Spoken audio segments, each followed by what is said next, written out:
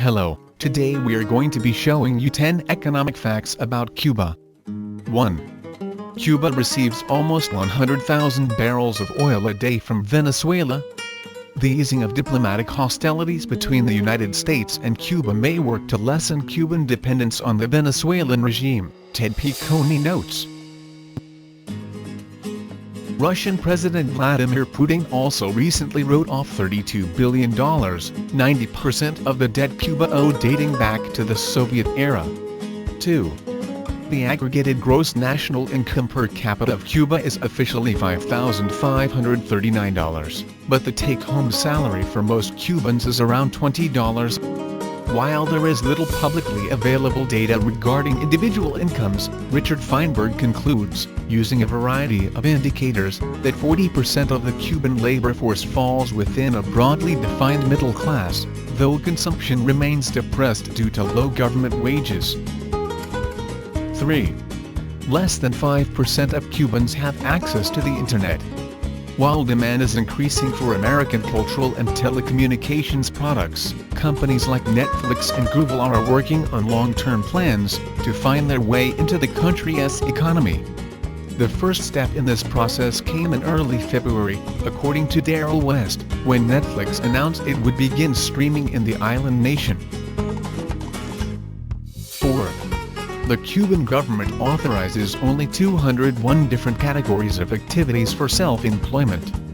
This creates a problem in forging economic ties, Ted Piccone writes, since U.S. importers can only engage in transactions with independent Cuban entrepreneurs, while Cuba fails to expand the list, excluding huge swathes of Cuba's human capital from trade with the U.S.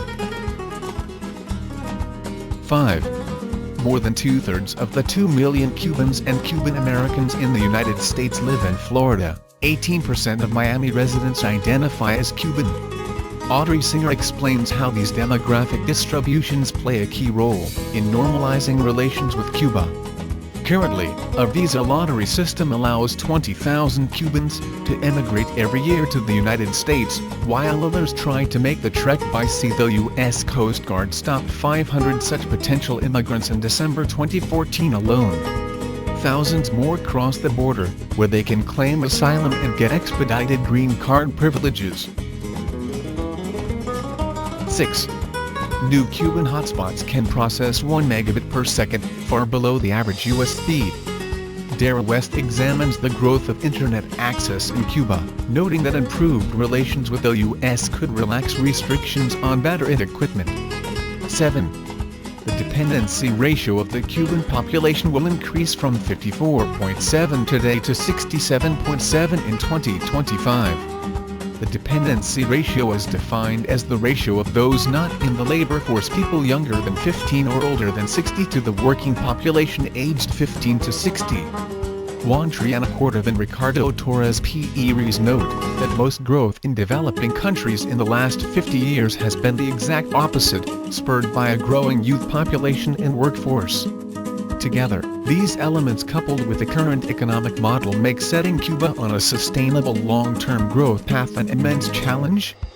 8. 90% of Cubans own their own homes. The high home ownership rate on the island is supported by President Raul Castro's economic reform agenda, which attempts to preserve socialism while introducing new forms of market-based mechanisms, writes Ted Piccone. In addition to the ability to buy and sell property, Cuban citizens can now open small businesses, have cell phones, and form cooperatives both on and off of farms. 9. Americans are able to bring back $400 worth of goods from Cuba, including $100 in cigars and rum. Richard Feinberg reacts to the increasingly open ties between the United States and Cuba, and discusses the implications for citizens in both counties. 10. 68% of Cuban Americans favor normalized relations between Cuba and the U.S. Well, that is the end of the video. If you enjoyed it, please leave a comment, like and subscribe for more daily facts.